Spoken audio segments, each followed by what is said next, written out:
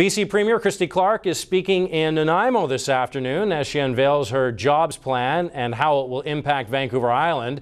We'll have more on that in just a bit later in the newscast. Earlier in the day, Clark toured an island mill and was on hand for a major announcement by Western Forest Products.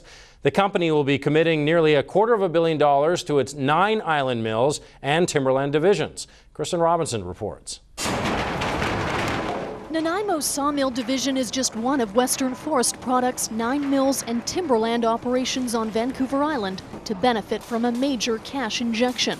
The company, which is the island's largest private employer, is committing $200 million to modernize its mills and invest in equipment at its timberland and harvesting facilities.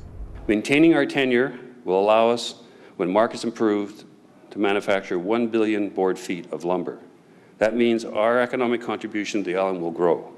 And it also means more jobs in our mills and our timberland operations.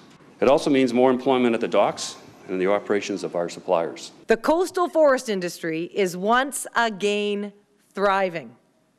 It went through a decade of being badly battered. The Premier cites China's hunger for wood for the upturn. Western Forest Products exports 20% of its manufactured lumber to China. Less than 10% of its raw logs are exported, exports the company says are necessary to harvest wood that would not otherwise be harvested. Hi, nice to meet you. How do you do? Earlier, the Premier toured Nanaimo Forest Products, the former Harmac mill saved from closure 3 years ago by its employees who pitched in with investors to buy the company. What really resonates with our guys here is we got a site right next door that's sending raw log stuff. President Levi Sampson doesn't want to see any local sawmills curtailed or shut down due to raw logs going overseas. So we got to find that balance where you're not having to pay exorbitant fiber costs and these operations can continue to run smoothly. You know, I'm sure there are things that we can do. I talked to them about that today, so I'm going to go back to Victoria and we're going to have a look at it. I think that we can probably do better and we're going to try.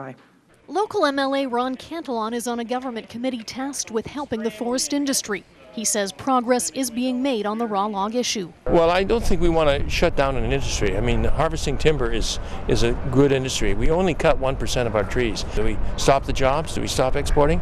But there has to be balance. Meantime, Western Forest Products says its direct employment on Vancouver Island is up 20% over last year.